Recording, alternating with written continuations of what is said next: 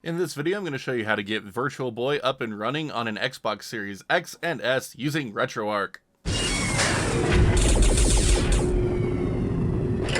So I really do not like playing Virtual Boy games on an actual Virtual Boy. I find the system to be very uncomfortable to use, and I was one of the people that was prone to getting a headache after playing it for a while, so it's just something I tend to avoid doing. But thanks to emulation, I've been able to play Virtual Boy games on different devices for a number of years now, and this now includes the Xbox Series X and S, so I'm going to show you how to get that set up. Let's dive in.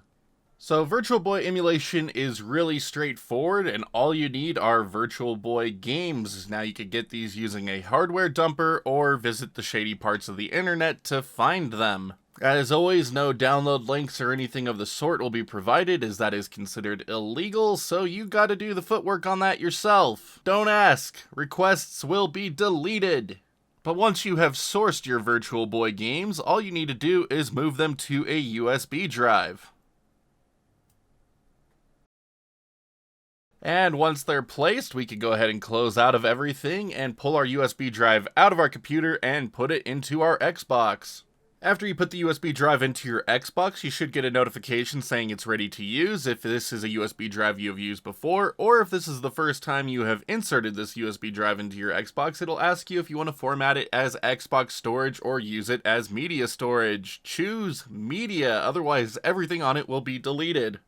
But once the drive is in place and good to go, just open up Retroarch. And now that Retroarch is loaded, we are free to begin loading up our Virtual Boy games. So we could do this by going down to Load Content, going down to E Drive, this is your external drives on the Xbox Series X. Find your Virtual Boy games folder, and choose a game.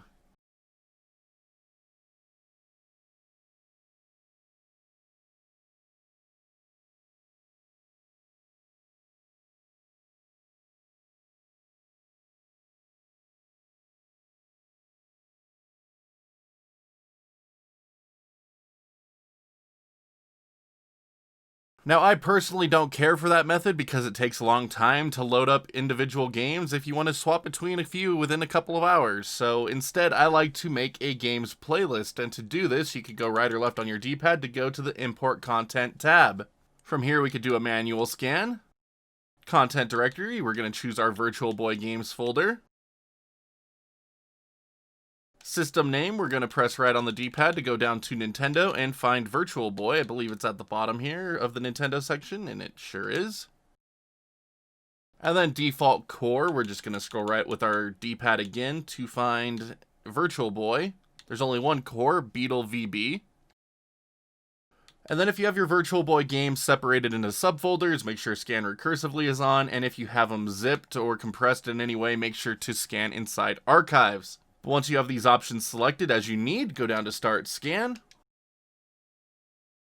And once the scan is completed, you should now have a nice new Virtual Boy playlist somewhere over here on the right. And here's mine. And after the playlist is made, you are free to begin loading up Virtual Boy games just by pressing A on a game and pressing A again to run.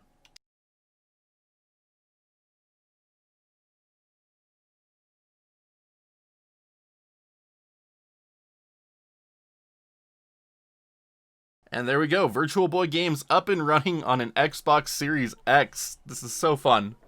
And here we go, we are playing Virtual Boy games on an Xbox Series X, and it just runs so great. Of course, you have Virtual Boy jarring colors to work with, but I mean, that's just Virtual Boy. You can actually change these color schemes in the quick menu if you so desire.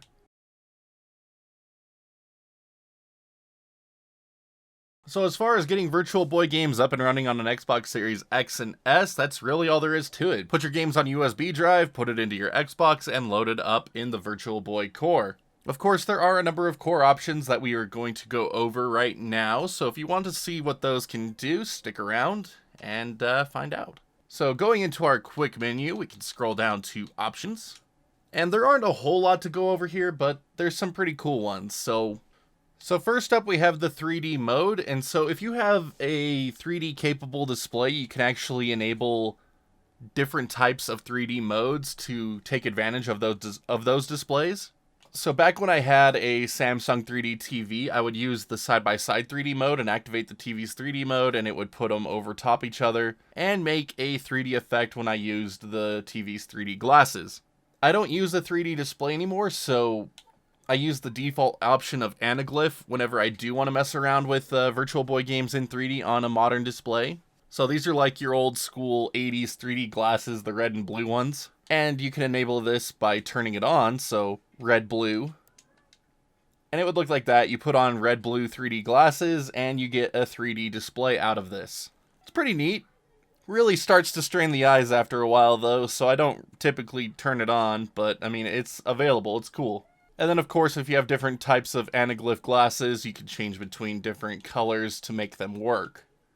Next is your Virtual Boy color palette. So by default, Virtual Boy games were red and black. That is the jarring color scheme that you would get on these. But you can actually change them to black, white, black, blue, black and cyan, electric cyan, green, magenta, yellow. And it makes it a little bit easier on the eyes to play them. I kind of prefer the black and white myself, just because it's less jarring. It doesn't hurt the eyes as much. But at the same time, it's also not authentic, so I don't know. You guys can choose for yourself what you think. Next is right analog to digital. So by default, the Virtual Boy has two D-pads, so you can map the second D-pad to your right analog stick. So turn this on if needed, and you can also invert the X and Y axes as you see fit. And then the last option is CPU emulation. You could choose between fast or accurate. The Xbox Series X handles accurate just fine, so no need to change this. And that's really all there is to the core options for Virtual Boy. Again, really not a whole lot to worry about here. There really aren't a ton of Virtual Boy games out there. I believe there's only like 13 games in the entire library, so very easy to get this one set up, and for all you full set fans, you could get them all up and running on an Xbox Series X. It's pretty neat. One last thing I want to go over real quick before we call this video good is shaders. So there isn't an actual Virtual Boy shader in Retroarch, but we can apply an LCD shader that looks pretty good for the system in my opinion. But going down to the shaders tab, you can enable shaders by pressing A on this video slider. And you do need to make sure that you actually have shaders downloaded, so if you don't have these installed already, you can do so on the main menu here. Go to Online Updater, update GLSL shaders, and once those are downloaded and extracted, you can go back up to the quick menu, shaders, and we're going to load a shader preset. Shaders GLSL, and we're going to go down to handheld and select LCD grid. Right here. And now I'm going to save this as a core preset, so every time I load up a Virtual Boy game, this is the shader that will greet me. But yes, it looks pretty great in motion. It's not really authentic to Virtual Boy per se, but I still think it looks nice.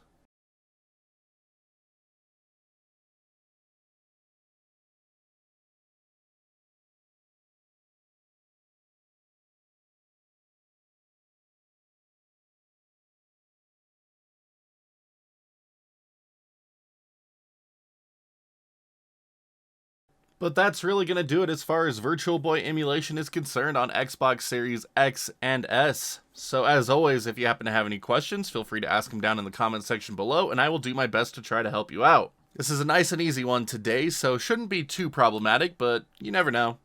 But as always, thank you so much everyone for watching these tutorials. Really goes a long way to helping out the channel, and I am very grateful to all of you for doing so. But now if you could all do me just a huge favor and make sure to hit that like or dislike button, just depending how much you like today's tutorial. And if you haven't already, make sure to hit that sub button so you can see when new tutorials just like this one go live on the channel. But let's keep this one short and sweet, so thank you once again, and as always, my wonderful internet peeps, stay awesome, and we will see you all back next video.